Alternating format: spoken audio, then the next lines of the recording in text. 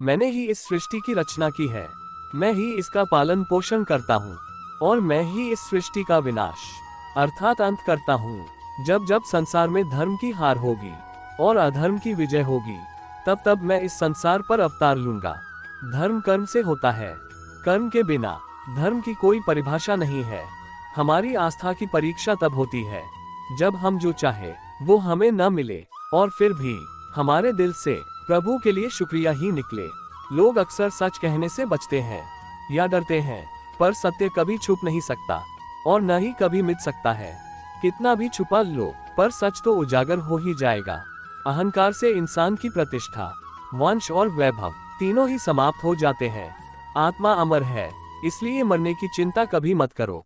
आत्मा का अंतिम लक्ष्य परमात्मा से मिलन होता है।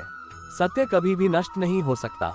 मौन सबसे अच्छा उत्तर है ऐसे व्यक्ति के लिए जो आपके शब्दों को महत्व नहीं देता।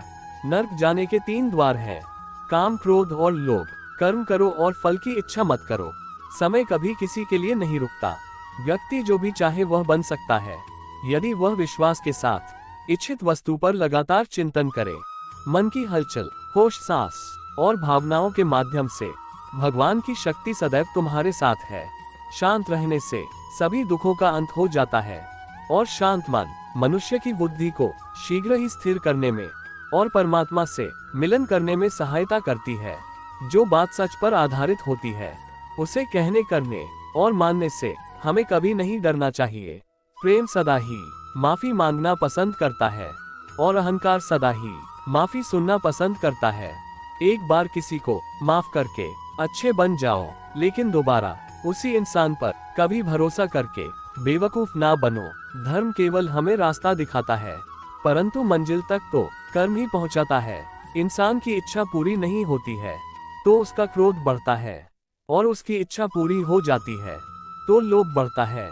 इसलिए जीवन की हर स्थिति में अपने धैर्य को बनाए रखें। जिस मनुष्य के चारों तरफ नकारात्मक ऊर्जा वाले लोग रहते हैं, उस मनुष्य का मंजिल से भटक जाना निश्चित है।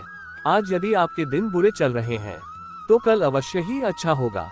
आप केवल निस्वार्थ भाव से अपना कर्म कीजिए। जो मार्ग ईश्वर ने आपके लिए खोला है, उसे कभी भी कोई बंद नहीं कर सकता है। मनुष्य का जीवन केवल उसके कर्मों पर आधारित होता है।